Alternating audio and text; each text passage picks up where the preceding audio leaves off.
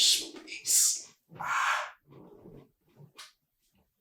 Welcome back to Life Lessons in Film. Today, we're going to be making sense of life through Tales of the Jedi. Thought I'd try something different again. Always experimenting. Always trying to come up with fun new ways to do things and evolve with things.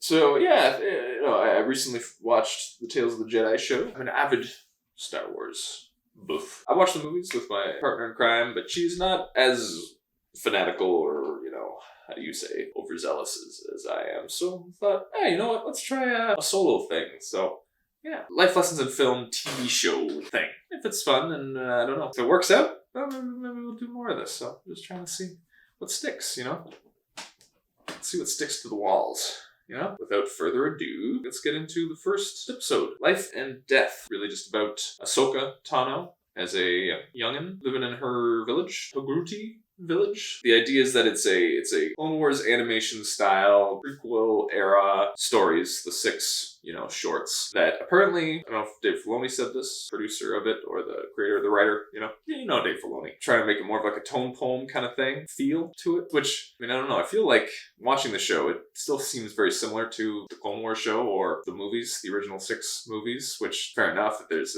inspired by that style of filmmaking, I guess, because George Lucas was originally wanting to just be a tone poem director. That's Star Wars. That's why he talks about how the sound effects and the music and the atmosphere and everything and the costumes, that's all kind of meant to be a big part of the storytelling. And the dialogue is it's meant to just be able to be watched by anybody. So the dialogue isn't supposed to be necessarily always the important thing, but it's more just telling the story through images. Essential, honest, pure cinema. Wir brauchen ganz unbedingt Bilder, die mit unserem Zivilisationsstand und mit unserem Inneren allertiefsten übereinstimmen. Und da muss man eben dann notfalls auch mitten in den Krieg hineingehen oder wo auch immer es notwendig sein sollte. So, when they talk about it being more of like a tone poem style, first of all, you can think of like more tone poem-y type stuff, like, I don't know, say, Koya Naskatsi is an example, which is, I think, partly produced by George Lucas. That movie is very, no talking, just music and images. Very pure.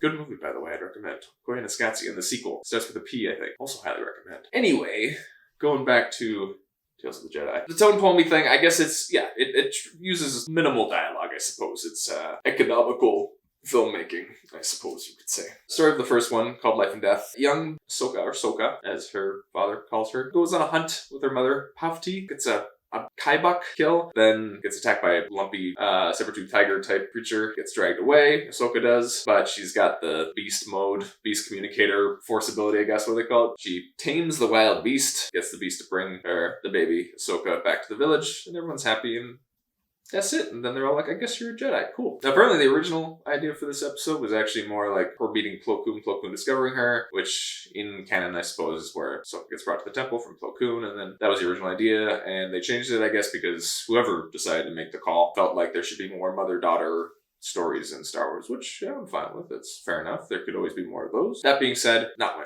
favorite story of the 6. I prefer the Count Dooku stuff, a little more.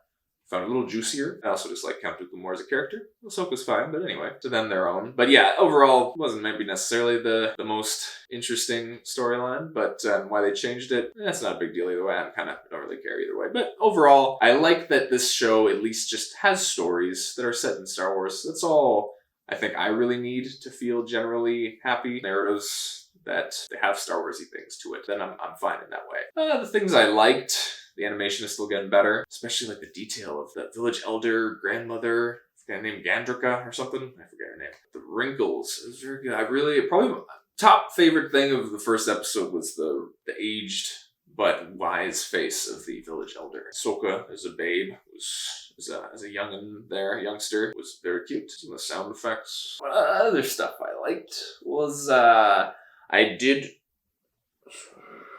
when they're walking through the forest and they're just those cool plants, but they were like giant purple mushroom dandelion pies that when you smack they explode. That was fun. I like that. I like seeing the creativity there. And the message of Ahsoka, don't fear death, face it.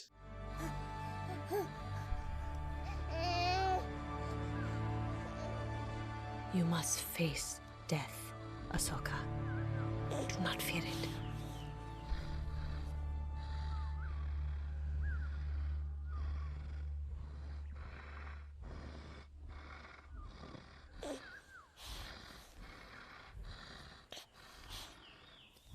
I don't know necessarily if a baby that young would retain any of those messages. I know babies, you soak up a lot. Big sponges. Babies are all big baby sponges. And they're always absorbing stuff that you don't realize babies are absorbing. Don't know if they're necessarily old enough to understand what you mean by talking about death, but you never know. I also like the thing where kind of showing that in less technological societies, they're more, again, in touch with nature, less disconnected, less alienated. So they pay the respects to the animal as they have to kill it, bring it back to the village. Just in general, they have a connection to their ancestors, they have a connection to the land, to the animals, all that kind of stuff. It's kind of a reminder, I think, probably of what a lot of modern society, would probably lacking. Maybe sometimes a lot of the struggles that we deal with in the modern world are because we've detached so quickly from, I think, how humans used to live, but we haven't really caught up cognitively or evolutionarily to be able to deal with how different everything is. Maybe we have, maybe we haven't. Hard to say. I have no answers.